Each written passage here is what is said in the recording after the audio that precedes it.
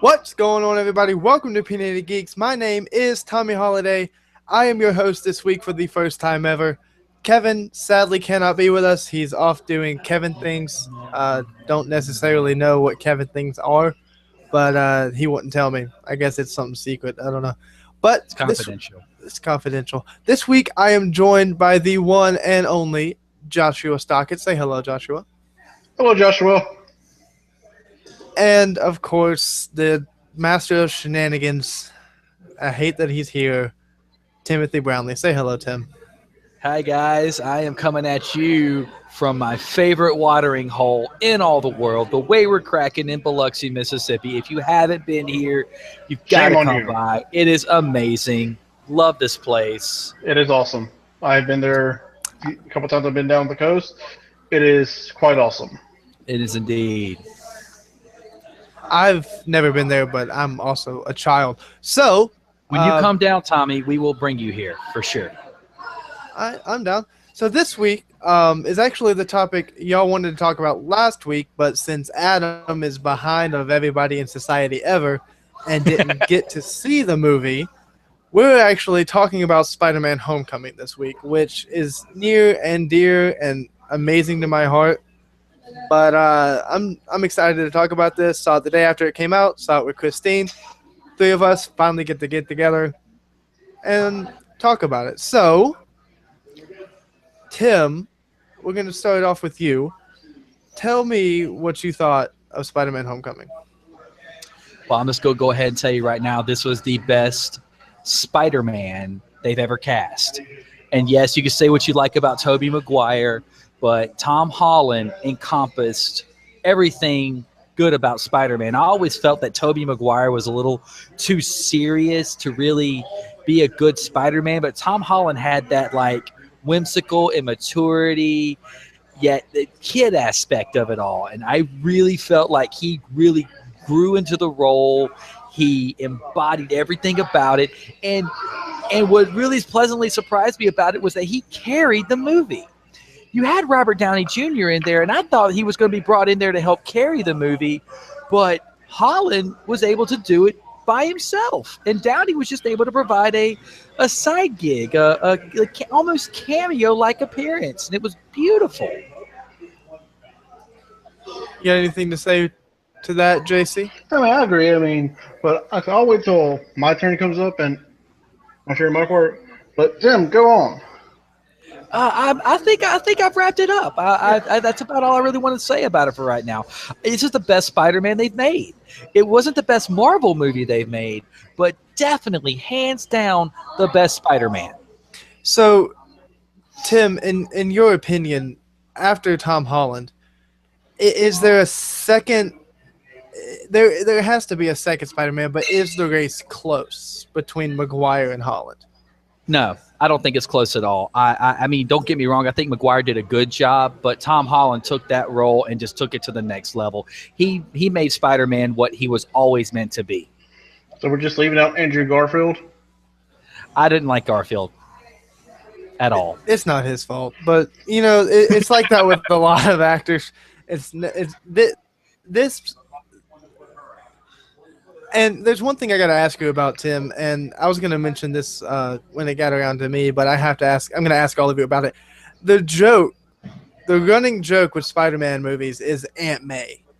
As we get new movies, she gets younger, and so my question for you, Tim, while you still have the speaking torch, is.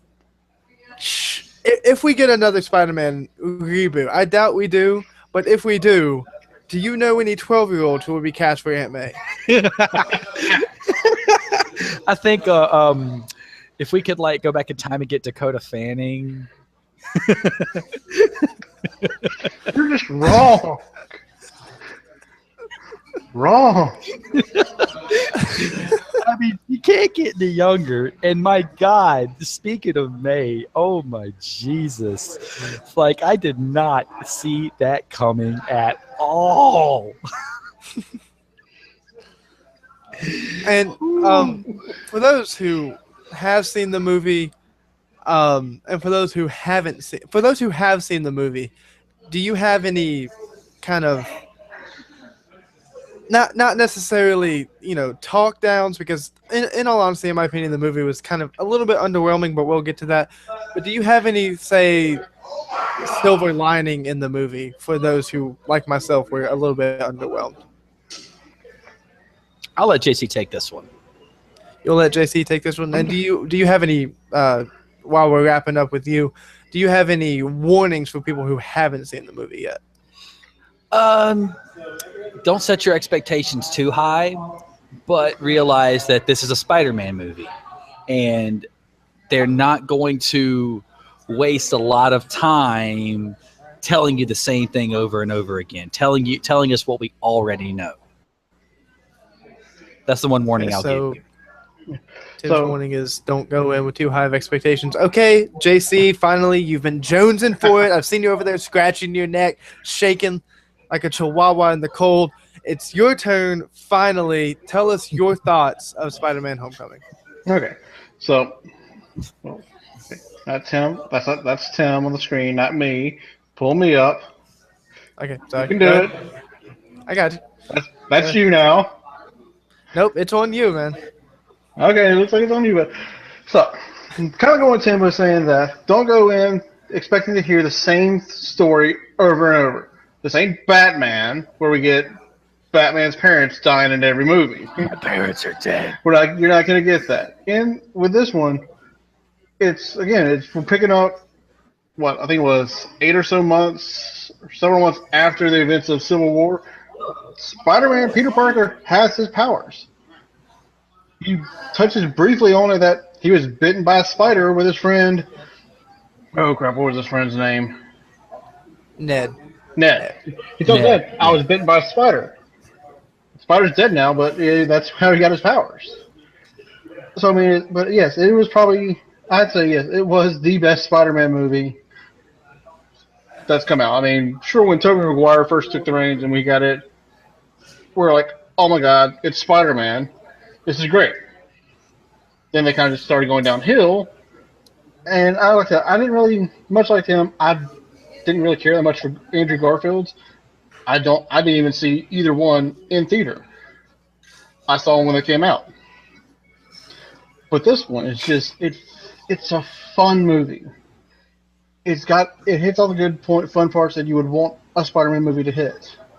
And it gives a classic how from the comics it has what he actually eats in the comics. He pulls the mask up right over his nose and starts munching on a sandwich.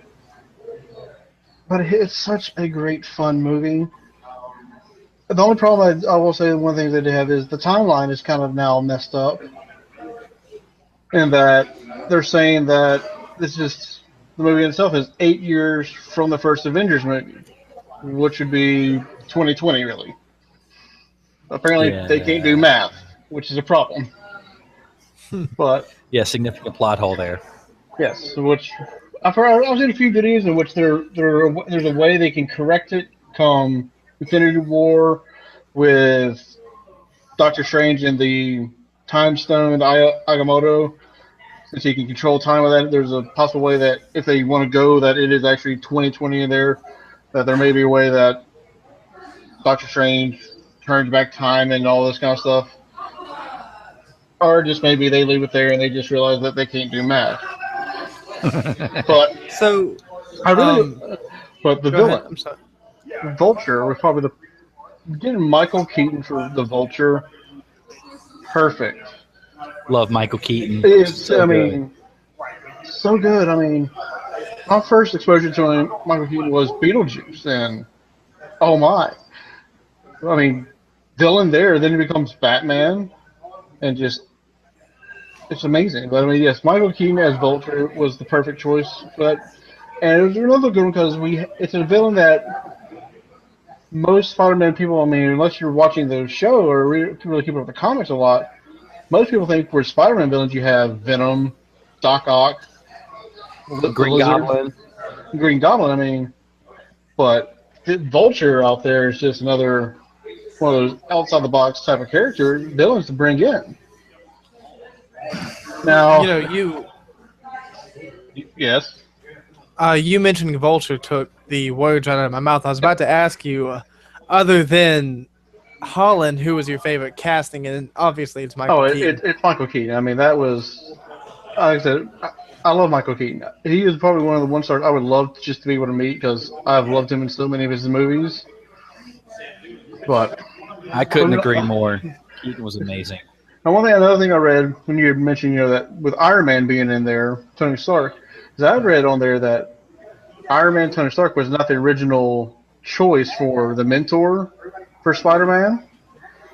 One of the original ideas they had was to have the mentor be none other than Nick Fury, Samuel L. Ooh. Jackson. But they No. kind of given the when they with the events of Civil War, they kind of changed up a bit and they went with Tony Stark. But I mean, still, I think Nick Fury would have been an awesome mentor as well. He would have had that tough love just like Tony did, but Yeah. it'd been coming out of the mouth of Samuel L. Jackson. Oh God. Which I know his most. I love his reading of go the f to sleep. Check that Oh out if you yeah. haven't. It is awesome. Kind of going off the same vein of what you're doing. Um, who who among us love the little Captain America vignettes that were given Those during the were movie? great.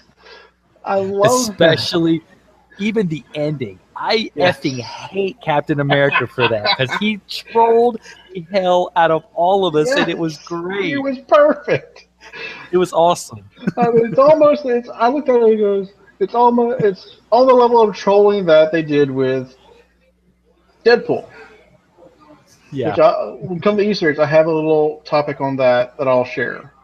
But one of the things, probably one of the bigger other things that I'm not sure of right now is with the Michelle character and her little reveal at the end, saying that all my friends call me MJ. And it's one of those things that all throughout everything they were saying, oh, she's not gonna be Mary Jane, she's not gonna be Mary Jane, and then they twist and turn it. Oh no, she's. It's. I don't know. I mean, still, we've only had one movie. I'm gonna. It's. It's not that. I'm not all that. It's. I'm gonna at least get another the sequel to come and let me see how it works there. But right now, I'm just kind of biting my tongue and seeing what they do. Hopefully, they can make it better. Yeah. But I think I wasn't a big fan of that part either. That kind of that kept me from giving it like the solid A+ that it originally deserved, and made me give it like almost like a B+ to an A-. A minus, and I give it that little minus because it gives a little bit more than just an A. But well, Lid Love is at the end or close to the end when Tony reveals the other suit. The Bless you. that was nice. Well, That was pretty. we'll get to that in a minute. But before we get into stuff like that, I would, if you two don't mind, I would like to share my opinion on Spider-Man: Homecoming. Go right ahead. Please, And Guru.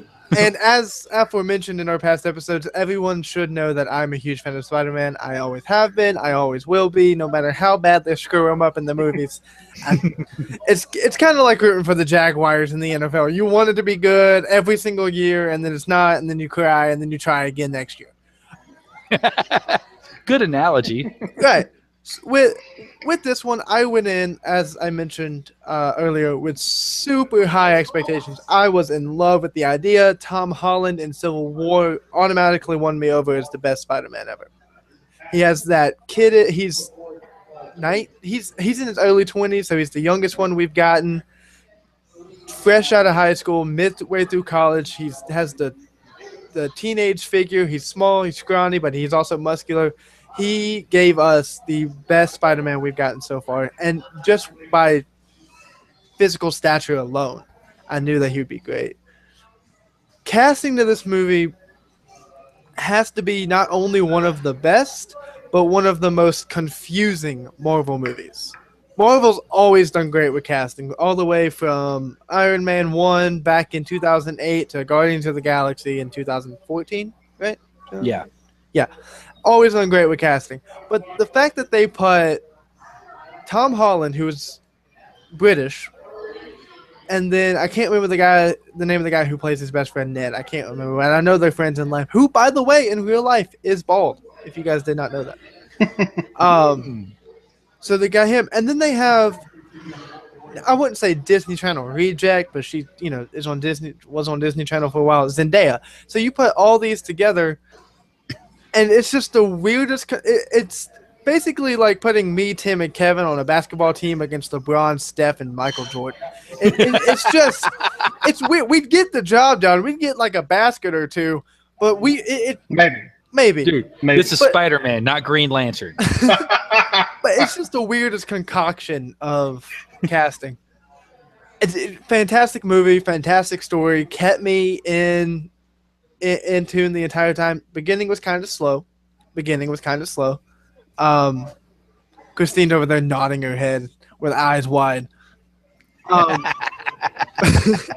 Beginning was, and when we first get introduced to, I don't know his first name, but Toombs, Vulture, he's cleaning up the Chitauri from Avengers 1. And I didn't know that was Michael Keaton until the credits, which makes me feel really bad about myself, and I probably shouldn't have admitted that on live YouTube. But you know what? Yeah. Next time, keep it to yourself. Well, he's young. We can let him get away with that. And Maybe. I don't need your judgment, okay? I'm not here for your sass, and I'm not saying the other half of that line. But I pointed this out to Kevin, and something that neither of you two pointed out, though I'm sure you both know. Michael Keaton is another actor who transferred from DC to Marvel. Going from Batman to Vulture. Yeah. And that happened too. I can't remember who it was. Ryan Reynolds with Deadpool. I know that someone else. But that's beside the point. I'll think about it and I'll blurt it out in the middle of some segment later. But, I've been saying the same thing. Casting is one of the most important things in any movie. It's what separates the good movies from the great movies. Is getting a good cast that'll gel together, that'll work well together, has a good chemistry, and not only that, but are good actors/actresses. And they did it. Marvel did it with Spider-Man Homecoming. Sony finally said, okay, we'll share the rights, do what you want to do. They did what they wanted to do, and they brought Spider-Man back from Topher Grace's Venom. Which we don't talk about Spider-Man 3. We've already established this. We don't talk about Spider-Man 3. It's much like the Doctor Who universe that we don't talk about Adam, or the Supernatural universe where we don't talk about Adam. Maybe we should do that here with our channel and not talk about Adam. I'm down. All in favor? I No, JC? No? Okay. Well, 2-1. You know Majority rules anyway. Majority rules. My biggest thing on it was casting. Biggest knock was how slow it started to build up. I have a really short attention span. That's why I fit in well with this group of losers. It couldn't hold my 9-year-old's attention, so I can see what you've been talking about with the slow build. It couldn't hold her attention. But when it finally got to whenever with DC, I think DC was when it finally started to catch my attention. Yeah, the Washington Monument scene. Mm-hmm, exactly. And so, that's my biggest thing is the casting, and my biggest praise is the casting. Biggest knock is the pace. And you two gave it a grade. JC gave it an A-. Tim gave it an A-, I believe, or a B+. I'm gonna give it A-. I'm gonna give it an A. I'm gonna give it the highest rating here, just because I'm biased towards Spidey, as much as I love him. At least you can admit it. Yeah, I'm biased, and at least it's not an A+ like I was expecting it to be. But we're not going to talk about that.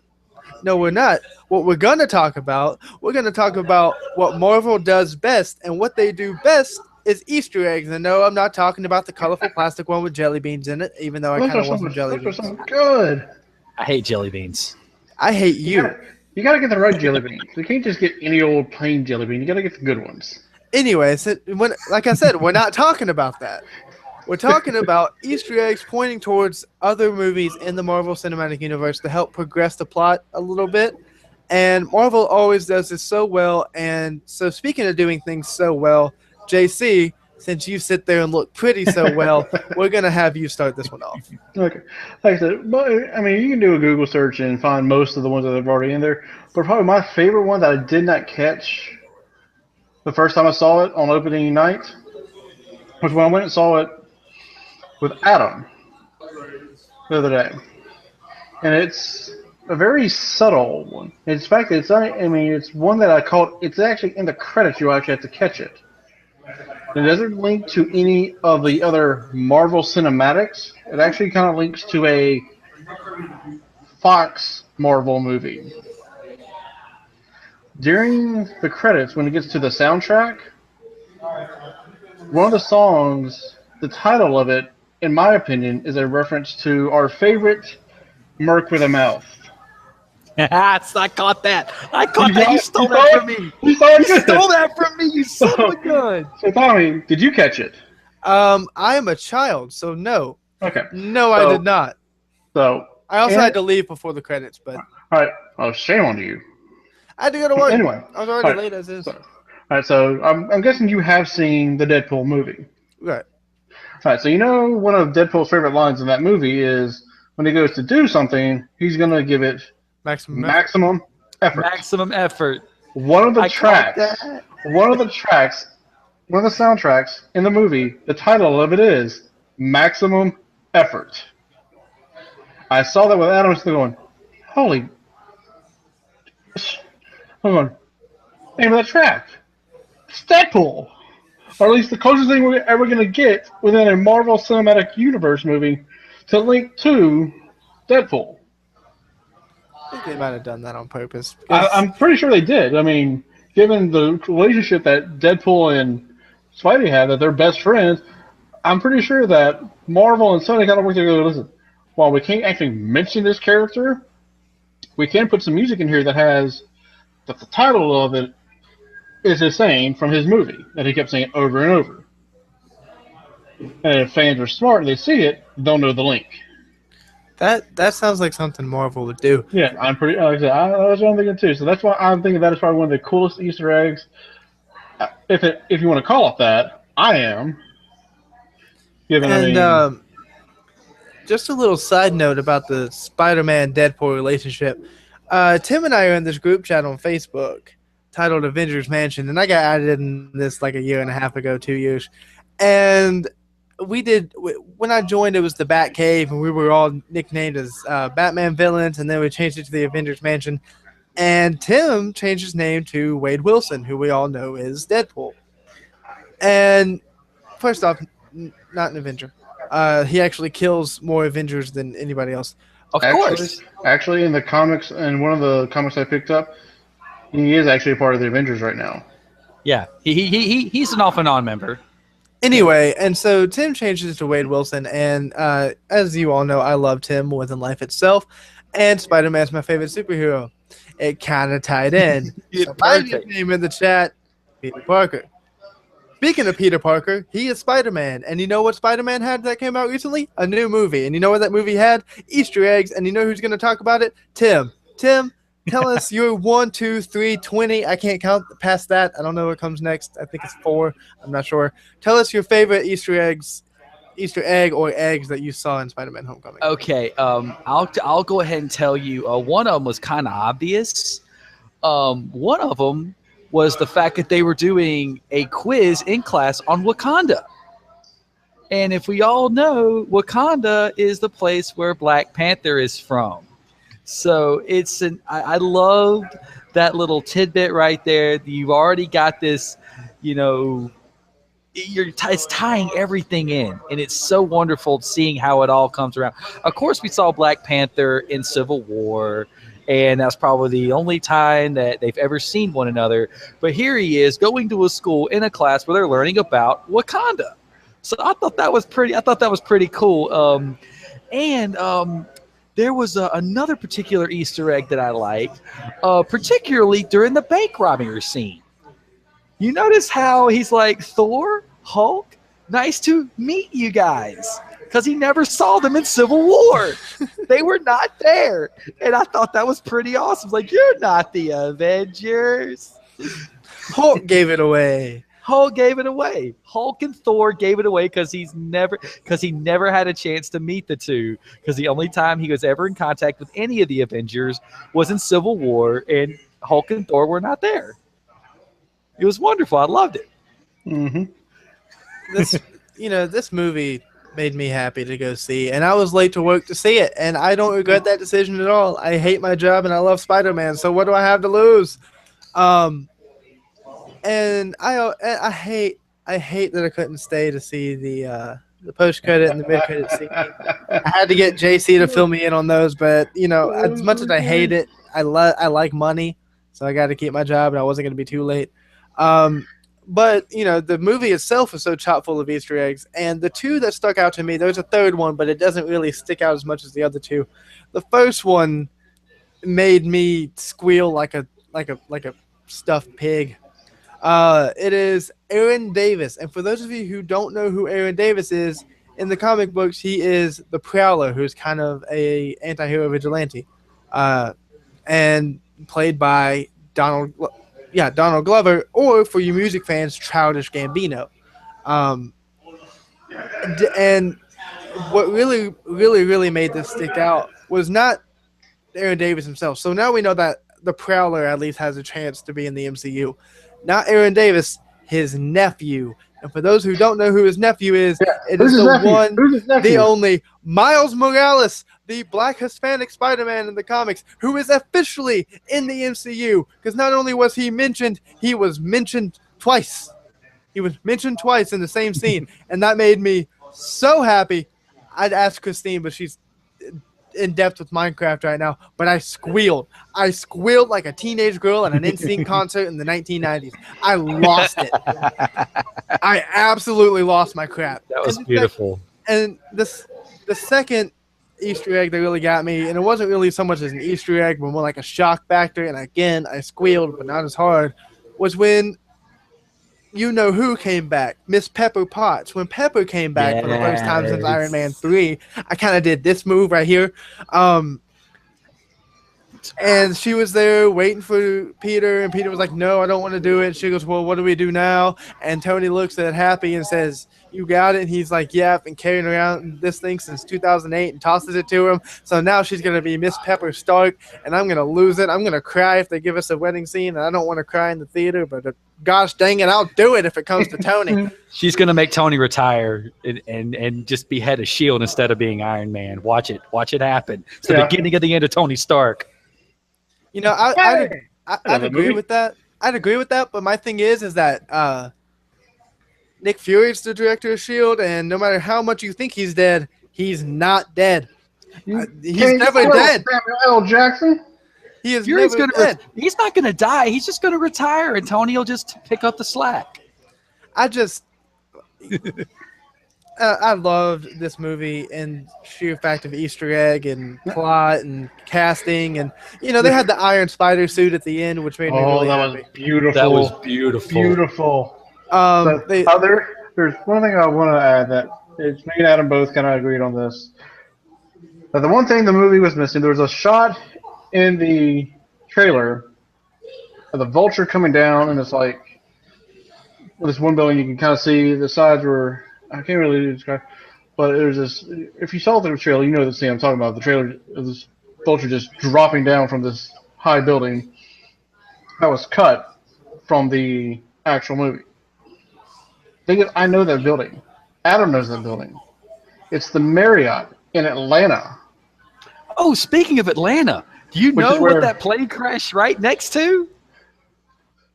Yeah, that's supposed to. I mean, while it's what you would call it, it's Six Flags. It was the Georgia Cyclone. Yeah, but yeah, so I mean, Adam both kind of decided, the movie was good, but it could have been better if it had that shot from the Marriott in it, because then every last Dragon Con person who's ever been, he goes, I know, because we saw the trailer and we go, oh, we know what that building is. We know exactly what that building is, because we see it every single year at Dragon Con. That was wonderful. We hated that it wasn't in there, but my My favorite single scene, and Tim, if you have a favorite single scene, we'll give it to you as well. Oh, I'm good. Okay, is whenever Peter as Spider-Man first encounters Vulture, and Vulture drops him from up top, and it's just him and the moon. It's just Vulture like with the in the having a silhouette on the moon. That made me get bumps, man. I chilled up. I was like, this is a villain I like. I You love know, to hate this guy.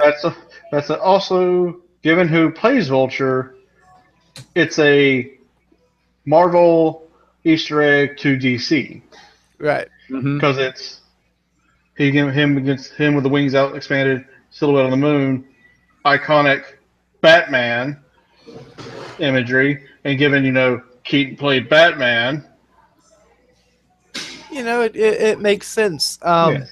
And which is something that we can say about Marvel, but we can't say that about DC. But we're not talking about that. We talked about Spider-Man: Homecoming, and if we want to throw shots at DC, we can just show literally any movie in the Yeah. DCEU, Yeah, it's All true. right. With the exception of maybe Wonder Woman. maybe. So So it's been fun talking about this movie. Finally, last week, freaking Adam, but that's beside the point. Finally being able to talk about this movie, probably the fourth best movie I've seen this year. Logan takes the top, followed by Power Rangers, Guardians of the Galaxy 2, and then this one. I've only seen It's a four good order. movies. I'd probably swap a couple around, but still good order. I've only seen 4 movies in theaters this year, so what are you gonna do? It's been fun. I've enjoyed being back and hosting for the first time ever. I've enjoyed having these two hooligans with me. Next week, if to my knowledge, will be Comic-Con, since Comic-Con's going on this weekend. Mhm. that's right. And go get your Comic-Con pops while you still can. Oh, just reminded me. I gotta go put the TV on something. Anyway, so JC's gone. I'm still here. I just gotta change the channel because Conan is giving you a chance to. You're getting staticky there, JC. I think did he die? I think he's There dead. is- I think he's dead. I think he's dead. Oh my god, I think he's dead. Sorry, JR. So it's been fun. Go get your pops while you can. San Diego Comic-Con's going on this weekend. Kevin will be back and hosting next week, so it'll be a good thing to have him back. We'll be talking about Comic-Con, what they liked, what they didn't like, what was announced, yada yada yada yada yada yada yada yada. Thank you all for tuning in. Make sure to check us out on Facebook and Twitter. Facebook being facebook.com/Opinionated Geeks, and Twitter being @3OP Geeks, because somebody took Opinionated Geeks. I don't know, and we made that back when there was only 3 of us. Make sure that if you like this video to hit the like button. If you didn't like the video, leave us in the comments telling us what you didn't like about it. Probably the biggest complaint will be having to stare at Tim for an extended period of time, but don't worry, I say that every day. Make sure that if you want I see that. Make sure that if you want to see more videos like this, go ahead and hit the bell next to the subscribe button. And while you're down there, go ahead and click the subscribe button too. We'd really appreciate it. But hit the bell so you get a little ding on your phone every time somebody updates. My name is Tommy Holiday. His name is Timothy Brownlee. And his name is Joshua Stockett, or JC. We are 3 of the very many opinionated geeks, and we have had fun tonight, and we cannot wait to see you again on a later day. Goodbye, everybody.